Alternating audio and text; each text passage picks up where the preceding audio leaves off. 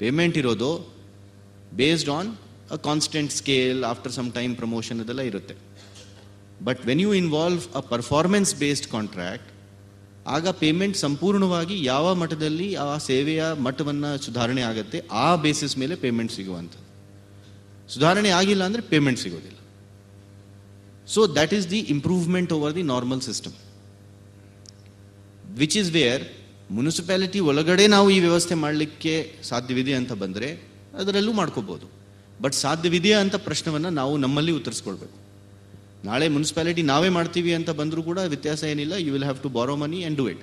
For example, ಇದರಲ್ಲಿ ಒಂದು guaranteed saving ಅಂತ ವಿಷಯ ಬಂದಿತ್ತು. ಅದೇ ನಾನು ಹೇಳಿದ್ದೆ, ಗ್ಯಾರಂಟೀಡ್ ಸೇವಿಂಗ್ ಅಂತ ನೀವು ನೋಡಿದರೆ ಅದರಲ್ಲಿ ಪ್ರೈವೇಟ್ ಕಂಪನಿದವರು ಬಂಡವಾಳ ತರೋದಿಲ್ಲ. ಗ್ಯಾರಂಟೀಡ್ ಸೇವಿಂಗ್ಸ್ನಲ್ಲಿ ನೀವೇ ನಿಮ್ಮ ಹಣ ಹಾಕ್ತೀರಿ. ಆದರೂ ಒಂದು ಪ್ರಾಜೆಕ್ಟ್ಗೆ ನೀವು ಹಾಕುವಾಗ ಯಾಕೆ ಹಾಕಬೇಕು ಅಂತ ಪ್ರಶ್ನೆ ಬಂದರೆ, ಆ ಹಣವನ್ನು ಅದರೊಳಗಡೆ ನಾವು ಯಾಕೆ ಹಾಕಬೇಕು ಅಂತ ಪ್ರಶ್ನೆ ಬಂದರೆ, ನಿಮ್ಮ ಕಂಪನಿ, ನಿಮ್ಮ ಎಸ್ಕೋ ಕಂಪನಿ ನಿಮಗೆ ಒಂದು ಅಡ್ವೈಸ್ ಕೊಡ್ತಾರೆ. ನೋಡಿ, ಇಂಥ ನೀವು ಸುಧಾರಣೆ ಮಾಡಿದರೆ ಇಂಥ ನಿಮಗೆ ಉಳಿತಾಯ ಬರ್ತದೆ. ಅದು ಒಂದು ಗ್ಯಾರಂಟಿ ಕೊಡ್ತಾರೆ. ಸೊ ನಾಳೆ ನೀವು ಅವರ ಮಾತನ್ನು ನಂಬಿ ಒಂದು ಬಂಡವಾಳನ ಹಾಕ್ತೀರಿ. ಅವರು ಹೇಳ್ತಾರೆ, ನೋಡಿ ನೀವು ಫಾರ್ ಎಕ್ಸಾಂಪಲ್ ಇವರು ಒಂದು ಯೋಜನೆ ತೋರಿಸಿದ್ರು, 78 ಕೋಟಿ ಹಣ ಹಾಕಿದರೆ 16 ಕೋಟಿ ಪ್ರತಿ ವರ್ಷ ನಿಮಗೆ ಉಳಿತಾಯ ಬರ್ತದೆ. ಒಂದು ಗ್ಯಾರಂಟಿ ವಿಷಯ, ಅದರಲ್ಲಿ ಗ್ಯಾರಂಟಿ ಥರ ಕಾಂಟ್ರಾಕ್ಟ್ ಇದ್ದರೆ ಆಗ ಅವರು ಹೇಳ್ತಾರೆ 16 ಕೋಟಿ ನಿಮಗೆ ಪ್ರತಿ ವರ್ಷ ಉಳಿತಾಯ ಬರ್ತದೆ. ಗ್ಯಾರಂಟಿ ಅಂತ ಬಂದಾಗ ಸ್ವಾಭಾವಿಕವಾಗಿ ಬರದೇ ಇದ್ದಲ್ಲಿ ಆ ಕಂಪನಿಯವರು ನಿಮಗೆ ಏನು ಗ್ಯಾರಂಟಿ ಮಾಡಿದಾರ ಅದನ್ನು ಬರೆಸ್ಕೊಳ್ಬೇಕು. ಆ ಥರ ಒಂದು ಕಾಂಟ್ರಾಕ್ಟ್ ಇರೋದು. ಸೊ ನಿಮ್ಮ ಆ ಹಣ ನೀವೇ ಹಾಕೋದು, ಅದರಲ್ಲಿ ಅದು ಪ್ರೈವೇಟ್ ಕಂಪನಿಯವರು ಹಾಕಲ್ಲ.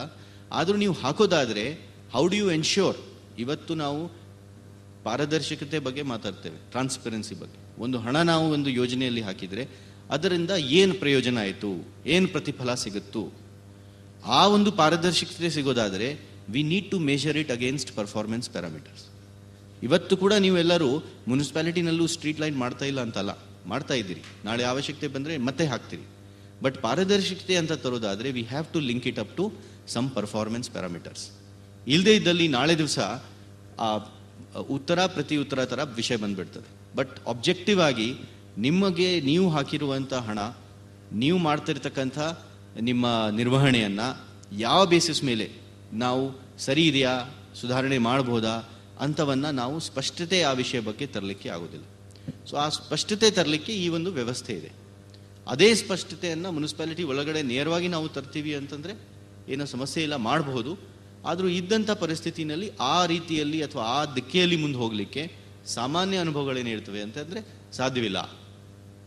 ಬಟ್ ಒಂದು ಮುನ್ಸಿಪಾಲಿಟಿದವರು, ಒಂದು ಮೇಯರ್ ಅವರು ತಾವೇ ತಮ್ಮ ಇದರಿಂದ ಇಂಟ್ರೆಸ್ಟಿಂದ ನಾವು ನಮ್ಮ ಮುನ್ಸಿಪಾಲಿಟಿಯವರು ನಾವೇ ಇಂಥ ಒಂದು ಪಾರದರ್ಶಕತೆ, ನಾವು ಹಾಕುವಂಥ ಹಣವನ್ನು ಯಾವ ಥರ ಪರ್ಫಾರ್ಮೆನ್ಸ್ ಸುಧಾರಣೆ ಆಗ್ತದೆ ಅಂತ ನೇರವಾಗಿ ಆ ಸಂಬಂಧವನ್ನು ತೋರಿಸಿ ಪಾರದರ್ಶಕತೆಗೆ ತೋರಿಸ್ಕೊಳ್ತೀವಿ ಅಂತಂದರೆ ಅದರಲ್ಲಿ ಏನು ವ್ಯತ್ಯಾಸ ಇಲ್ಲ, ಮಾಡ್ಕೋಬೋದು. ನಾವು ನಮ್ಮ ಕಂಪನಿ ಮುಖಾಂತರ ನಿಮ್ಮ ಮುನ್ಸಿಪಾಲಿಟಿಗಳಲ್ಲೇ ಒಂದು ಕಾರ್ಬನ್ ಕ್ರೆಡಿಟ್ ಅಂತ ಮಾಡಿದ್ದೇವೆ, ಎನರ್ಜಿ ಎಫಿಷಿಯನ್ಸಿ ಪ್ರಾಜೆಕ್ಟ್. ಅದರಲ್ಲಿ ಯಾವ ಪ್ರೈವೇಟ್ ಕಂಪನಿ ಇಲ್ಲ, ನೇರವಾಗಿ ಮುನ್ಸಿಪಾಲಿಟಿ ನಿರ್ವಹಣೆ ಮಾಡ್ತಾ ಇರೋದು. ಬಟ್ ಅಂಥದ್ದಲ್ಲೂ ಕೂಡ ಆ ಸೇವಿಂಗ್ಸ್ ಇದೆ ಅಂತ ನೋಡ್ಕೊಳ್ಳಿಕ್ಕೆ ನಮಗೆ ಒಂದು ಇಂಡಿಪೆಂಡೆಂಟ್ ಕನ್ಸಲ್ಟೆಂಟ್ ಅಥವಾ ಇಂಡಿಪೆಂಡೆಂಟ್ ಆಡಿಟರ್ ಬೇಕಾಗ್ತಾರೆ. ಸೊ ವ್ಯವಸ್ಥೆ ಆ ಥರ ಈ ಥರ ಏನಾದರೂ ಮಾಡ್ಕೋಬೋದು. It is a matter of ನಿಮ್ಮ ಲೋಕಲ್ ಮುನ್ಸಿಪಾಲಿಟಿ ಯಾವ ಥರ ಯೋಚಿಸ್ತಾರೆ. ಯೋಚಿಸುವಾಗ ಯು ನೀಡ್ ಟು ಅಂಡರ್ಸ್ಟ್ಯಾಂಡ್ ನಿಮ್ಮ ವ್ಯವಸ್ಥೆ ಹೇಗಿದೆ, ವೆದರ್ ಆ ವ್ಯವಸ್ಥೆಯಲ್ಲಿ ಅಂಥ ಒಂದು ಯೋಜನೆಯನ್ನು ಸಂಪೂರ್ಣವಾಗಿ ಒಳಗಡೆ ಮಾಡಲಿಕ್ಕೆ ಸಾಮರ್ಥ್ಯವಿದೆಯಾ ಇಲ್ಲ ಅಂತ, ಸಾಮರ್ಥ್ಯ ಹುಟ್ಟಿಸ್ಬೋದಾ ಹೇಗೆ ಅಂತ. ಇಲ್ಲದೇ ಇದ್ದಲ್ಲಿ you can always think about a different arrangement as we discuss today. Finance, directorate of municipal administration. ಎಲ್ಪ್ರೋನ್ ಅವರ ಒಂದು ಪ್ರೆಸೆಂಟೇಷನ್ನಲ್ಲಿ MOU ಮತ್ತು ಎಸ್ಕ್ರೋ ಅಕೌಂಟ್ ಬಗ್ಗೆ ಪ್ರಸ್ತಾವನೆ ಮಾಡಿದರು. ಆ ವಿಚಾರವಾಗಿ ಒಂದು 2 ವಿಷಯನ ನಾನು ತಿಳಿಸ್ಲಿಕ್ಕೆ ಇಷ್ಟಪಡ್ತೇನೆ. ಬೆಳಗಾಂ ಸಿಟಿ ಕಾರ್ಪೊರೇಷನ್ನಲ್ಲಿ ಕೂಡ ಒಂದು ಪ್ರಯತ್ನ ಆಯಿತು. ಒಂದು ಕಂಪನಿ, ಎಸ್ಕೋ ಕಂಪನಿ, ಇದನ್ನು ತಾವು ತೆಗೆದುಕೊಳ್ತೀವಿ ಅಂತ. MOU ಭಾಳ ಸರಳವಾದಂಥ ಒಂದು ಪುಟದ ಒಂದು ಡಾಕ್ಯುಮೆಂಟ್ ಆಗುತ್ತೆ ಅಂತ ಎಲ್ಪ್ರೋನವ್ರು ಹೇಳ್ತಾಯಿದ್ರು. ಅಲ್ಲಿ ಭಾಳಷ್ಟು ಗ್ರೇ ಏರಿಯಾಸ್ ಇರ್ತದೆ. MOU ಅಂತಂದರೆ ಅಂಡರ್ಸ್ಟ್ಯಾಂಡಿಂಗ್, 2 ಬೈಪಾರ್ಟೇಟ್, ಇಬ್ಬರು ಏನು ಪಾರ್ಟೀಸ್ ಇರ್ತಾರಲ್ಲ ಅವರ ಇಬ್ಬರ ನಡುವಿನ ಒಂದು ಅರಿವು, ಸ್ಪಷ್ಟತೆ ಇರಬೇಕು. ಒಂದು ಕಾರ್ಪೊರೇಷನ್ ಅಥವಾ ಮುನ್ಸಿಪಾಲ್ಟಿದ ಅಗತ್ಯತೆ ಏನಿದೆ, ಅದಕ್ಕೆ ಅನುಗುಣವಾಗಿ ಎಸ್ಕೋ ಕಂಪನಿಯ ಒಂದು ಜವಾಬ್ದಾರಿ ಏನಿದೆ, ನಂತರ ಎಸ್ಕೋ ಕಂಪನಿಗೆ ಮುನ್ಸಿಪಾಲ್ಟಿಯ ಜವಾಬ್ದಾರಿ ಏನಿದೆ ಇದು ಸ್ಪಷ್ಟತೆ ಇರಬೇಕಾಗುತ್ತೆ.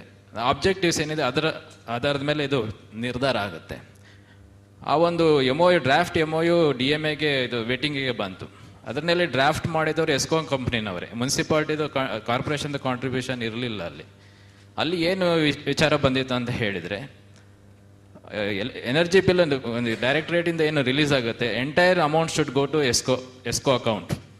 ಅಲ್ಲಿ ಅವ್ರದ್ದು ಇದನ್ನು ಏನು ಶೇರ್ ಏನಿದೆ ಅದನ್ನು ಹಿಡಿದುಕೊಂಡು ನಂತರದಲ್ಲಿ ಎನರ್ಜಿ ಬಿಲ್ನ ಇವರು ಎಸ್ಕಾಮ್ಸ್ಗೆ ನಾವು ಪೇಮೆಂಟ್ ಮಾಡ್ತೇವೆ ಅಂತ ಕಂಡೀಷನ್ ಹಾಕಿದ್ರು.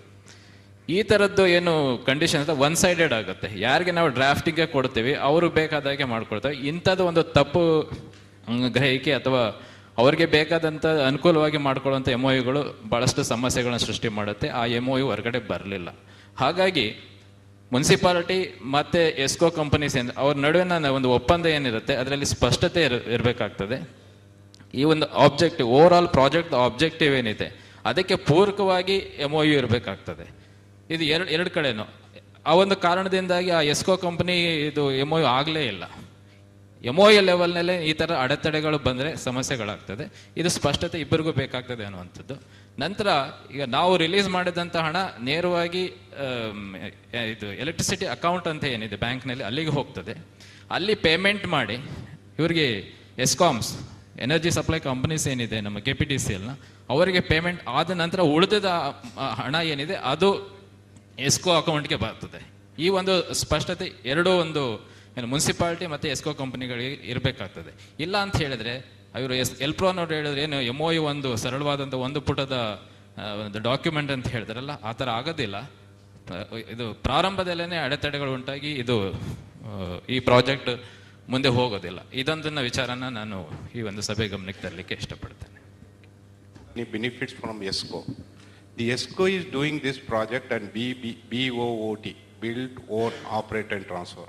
After this 6 years or 5-year duration, the whole equipment will become the property of the corporation. That itself is a plus point for the corporation. 20% or 80, 20, 80, 30, 70, that the sharing also a plus point to corporation. And carbon credit also plus point to the corporation. Main point here is energy saving. If you save 1 unit of energy, it is nothing but saving of 2 units, production of 2 units of energy. That is the main concept in the ESCO project, one thing. One question for Nalin sir. Nalin has given a demo in Mysore. At that time we were satisfied with. After that there are 3 or 4 companies who came forward. Individual companies, separate companies, they give different versions, sir. In wireless, this technology adaptation. One company says GSM is better, one company says CDMA is better, another company says GLRPS, General Packet Radio Services. I want the KFDFC or government to select any one technology. During the evaluation of the tender, it will be a difficult part for us to which technology we have to adopt. For that, KDFC or Government of Karnataka should specific tell that they should adopt GSM or CADMA or GPRS, any technology which you, after consulting the expert, you suggest one technology so that it will be better to have, during evaluation. It is this one for us. Because one company will quote for GPRS, one company will quote for CDMA, one company will say GSM. At the time evaluation, we cannot justify it. That's why I want the government agencies to get the correct consultation. Which technology, wireless technology, which should not be hacked during future course, should be selected, should be intimated to the ULB. So that is my request. Government should form a basic norm saying that these are the technical specifications